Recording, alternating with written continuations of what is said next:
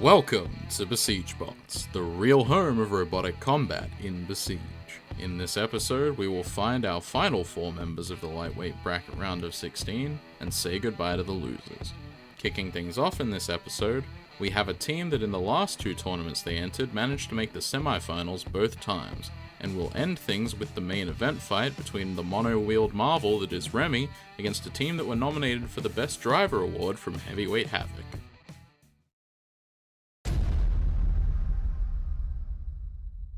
Batterbox had a fairly disappointing showing in its rumble, being torn apart by Pyre in what essentially became a one-on-one fight in the early stages. They come into this fight as the underdog, but that suits Frogment Robotics just fine, as they have taken underdogs to become champions before. Calypso put up a strong performance in its rumble, barely losing out in a close decision against Avalanche. They will be coming into this fight as the favourite due to their team pedigree and a good performance against another contender in Avalanche.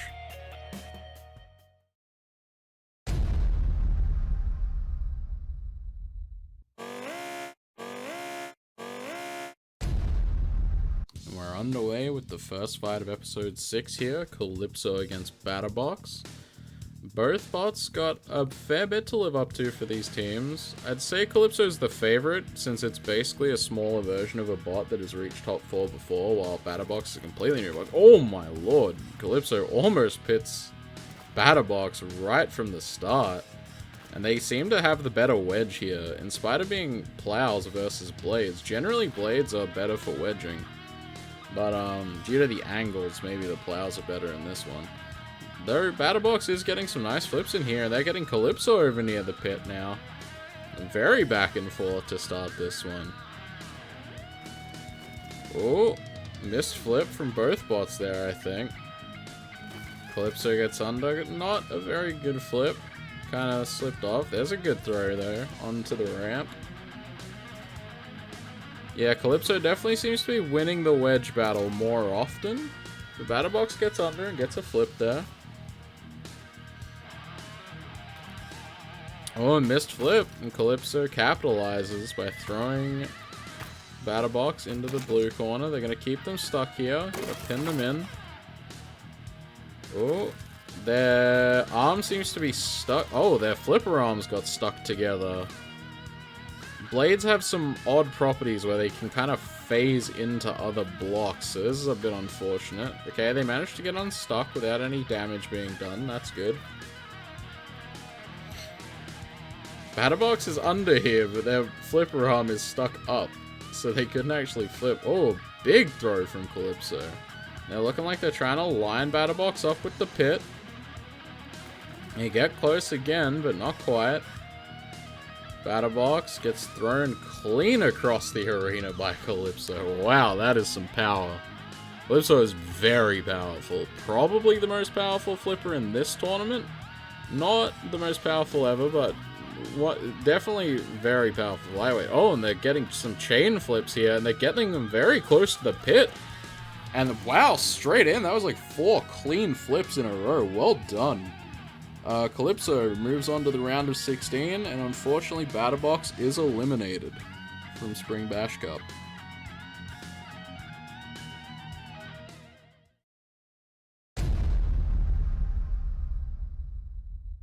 Hockey Puck of Death unfortunately suffered a serious malfunction pretty early on in their rumble, losing their weapon motor on a collision with the wall.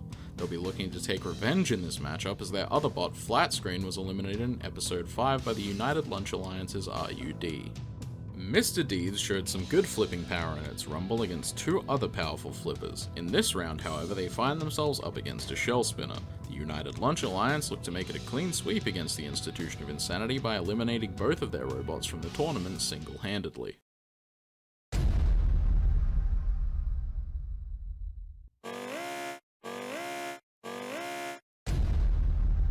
Away with fight number 2, Mr. Deeds against the Hockey Puck of Death. Both bots could have done better in their rumbles. Mr. Deeds had a decent showing, but ultimately got ooted by Roid Rage, and Hockey Puck gotta look out against those walls. I don't think they will though, because the driver just doesn't really do that. He kind of stopped the spinner there. He likes to drive very aggressively, so he doesn't really care about hitting walls as much as he probably should. A Hockey Puck in their rumble unfortunately did have an issue where they hit a wall and a segment of their chassis exploded and they lost their weapon motor. So they're definitely hoping that doesn't happen. They can keep the spinner going for most of this fight. Mr. Deeds coming in, trying to drive. It looks very drifty, which isn't good. Oh, there was some damage there. Yeah, it looks like a segment of the shell is broken. Yeah, you saw it just there as the bot slowed down. A segment of Hockey Puck's shell is broken. I think it lost some drive wheels, maybe? As Mr. Deeds loses a wheel. Actually, did it lose that wheel before? It might have already lost that wheel before. I'm not sure. Good. I mean, neither bot's doing a whole lot. Hockey Puck's having trouble because they're missing some wheels. Mr. Deeds just looks like it's drifting all over the place. The driver not doing a very good job here. Hockey Puck seems to be always the one chasing, whereas Mr. Deeds really should be, since it's the faster of the two bots. They try and get a flip there, but they're pretty late on that one. Good hit there from Hockey Puck, but no real damage done, it doesn't look like. Mr. Deeds pretty sturdy. They're kind of just getting... Oh, ping-ponged into the corner there. Showing off why it is called the Hockey Puck of Death, with the bouncing off the walls. Mr. Deeds kind of... I think their wedge bit the floor there. Got a little bit stuck. Hockey Puck getting bounced around, but is, again, being the aggressor and is always going after Mr. Deeds. Whereas Mr. Deeds is kind of just drunkenly drifting around.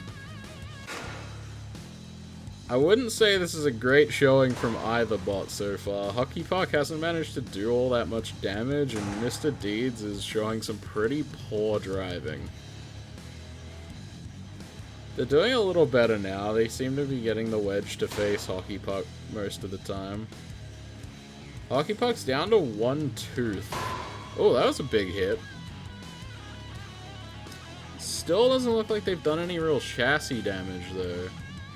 I think most of the hits have been on the wedge. Oh, Mr. D's gonna look to maybe get a pit, but they kind of just oversteer and miss, and Hockey Puck gets themselves out by bouncing off the wall.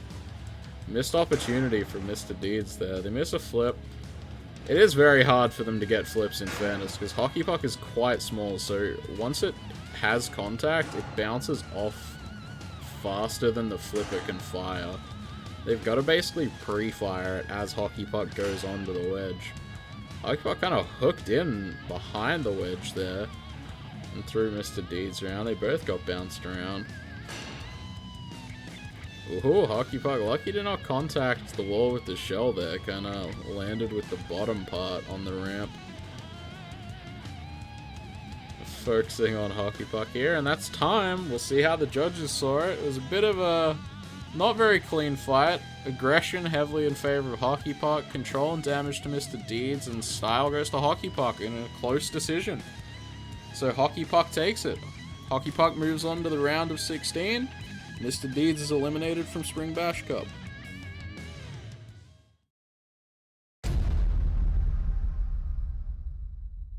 Rocket Jumper had an unfortunate showing in its rumble, throwing itself out of the arena on a missed flip attempt, and will look to not let that happen again. They find themselves matched up with a much slower opponent in this one, and can hopefully find setting their flips up a bit easier here. Slippery Serpent had a poor showing in its rumble, losing its treads in the pretty early stages, and unfortunately for them, they find themselves up against a fast bot capable of breaking their treads with flips. It's going to be a tough fight to win, but they certainly won't give up easily.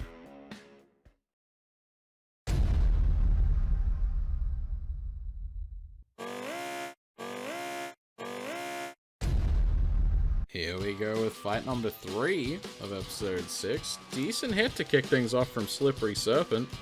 They're just going to try and keep the weapon pointed at Rocket Jumper, while Rocket Jumper's going to try and get around to those treads, and oversteering heavily from Slippery Serpent. Oh, good throw from Rocket Jumper. Almost sends Slippery Serpent in the pit. They just avoid not going in. I believe they are mobile upside down. Rocket Jumper looking to line them up, and one of those treads just falls off from Rocket Jumper pushing it into a wall. And Rocket Jumper's leaving them there to see if they're not going for the flip, which is fair. They're trying not to get themselves pitted. I respect the restraint by Rocket Jumper's team there. Just taking their time, making sure they're flipping in good positions. Surprised that other tread hasn't come off, and there it goes. And I believe Slippery Serpent is immobile now. It doesn't have a way of self-riding. It looks kind of like it's driving around, but the driver has stopped.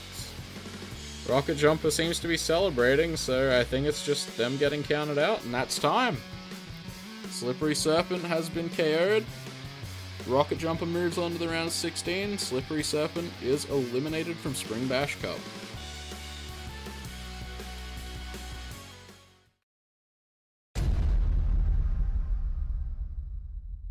Nightlite II found itself in a tough fight in its rumble against two early tournament favourites, where they were ripped apart and their weapon was broken fairly early on. They have a matchup in which they can look to bounce back here against an extremely experimental bot in Remy. Remy unfortunately KO'd itself in its rumble by throwing Jungo Bungo's spinner into their vital components. They have a tough matchup in this round, finding themselves against a fellow vertical spinner who could also reach those components. Due to how experimental their design is, they will try and capitalize on a confused opponent.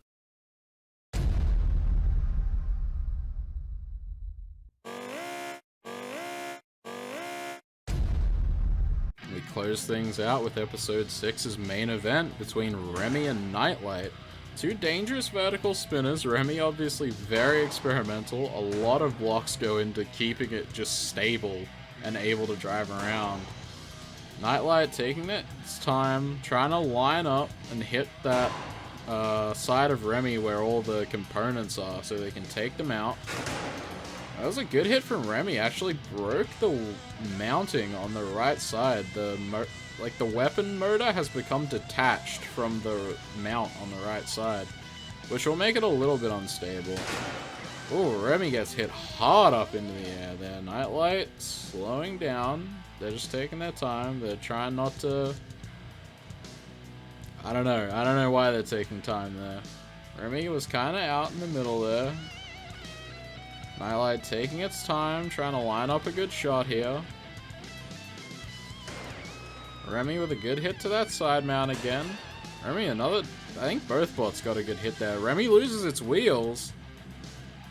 We'll see if it's still mobile. I'm not 100% sure.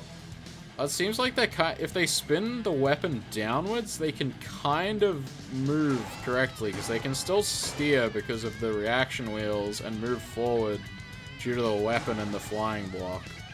But it is causing them to bounce around a lot, so we'll see if the judges consider that mobile. It seems like they are.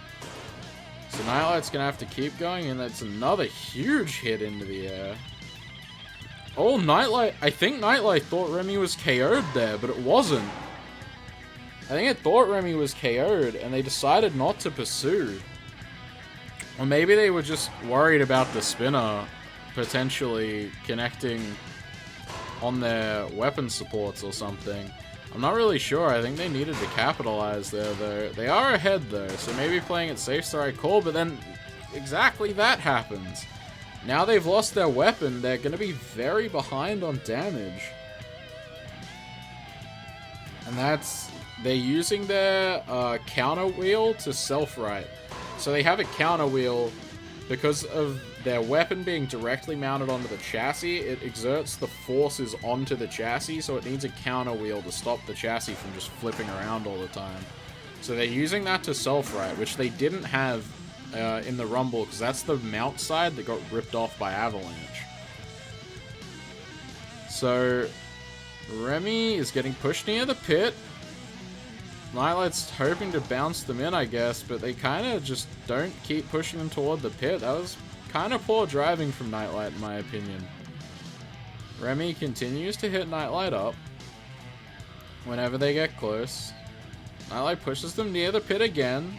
This is what they want, in my opinion. They need to try and get around to the outside and keep them near that pit. They're just getting stuck on the wall there. That's unfortunate. They seem like they know what to do now, and they're trying to get it toward the pit, but Remy's just not going toward the pit. It is good work by Remy's driver to recognize that they need to get out of the pit. They flip Nightlite over again. Nightlight's going to need to self right here. They're up. Remy starts hitting them, so that's going to reset the count. Remy is hitting Nightlite, but it's not doing much damage now. After breaking that weapon motor, I'm not sure how much more damage they're really going to be able to do. They're flipping them around. Nightlight's trying to get up. Remy having trouble actually getting over to Nightlite. Oh, Nightlite gets thrown again. Still trying to self-right, and that's time. We'll see how the judges score it. Damage definitely will be going to Remy.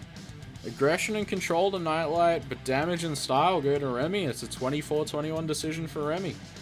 That means Remy are going to move on to the round of 16, which is very impressive for this bot, and Nightlite is unfortunately eliminated from Spring Bash Cup.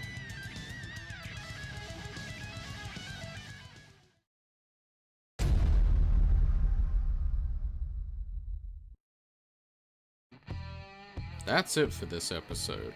Our 4 bots heading into the round of 16 are Calypso, Hockey Puck of Death, Rocket Jumper, and Remy. We'll also be saying goodbye to Batterbox, Mr. Deeds, Slippery Serpent, and Nightlite II. In the next episode, we will begin the featherweight portion of the redemption round.